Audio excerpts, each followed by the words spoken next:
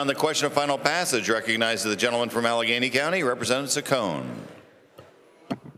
Thank you, Mr. Speaker. I rise in support of this budget. We've heard the voices of a variety of special interests today, but now I think it's time to hear the voice of the taxpayer.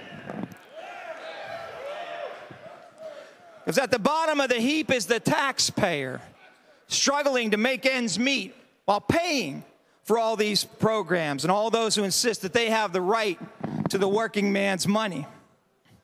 Mr. Speaker, no man has the right to the fruits of another man's labor. It belongs in the pocket of the taxpayers. But we are a generous people, Mr. Speaker. But the taxpayer doesn't get a step increase. In fact, the taxpayer in the last few years has lost income. And yet, for example, our state universities have enjoyed a 7% pay increase. You see, Mr. Speaker, their inability to control costs is at the root of their problem. It's not how much money that we continue to feed them. But when you try to point this out, you're demonized.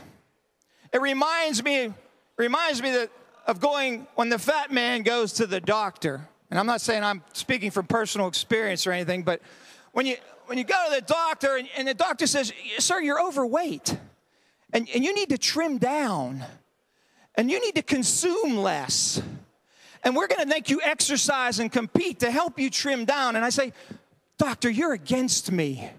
You hate me. You want to destroy me." And the doctor says, "No, I'm trying to make you healthy. I'm trying to make you better." I say, "No, you're not. You're trying to hurt me."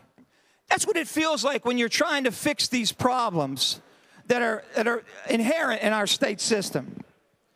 Mr. Speaker, our opponents are in denial about the oppressive property taxes that the taxpayers suffer under, about the automatic public employee pay increases, and they're in denial about a pension system that is $48 billion underfunded.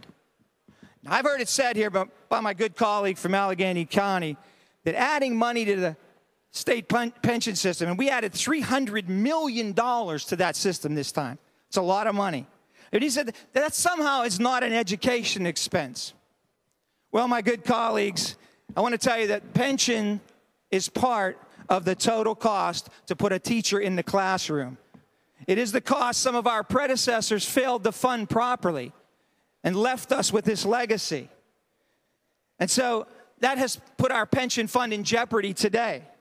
And we're working to restore that funding and preserve those people's pensions that they're going to depend on 5 years from now, or they're depending on right now, or they're going to depend on 5 years from now or 10 years from now.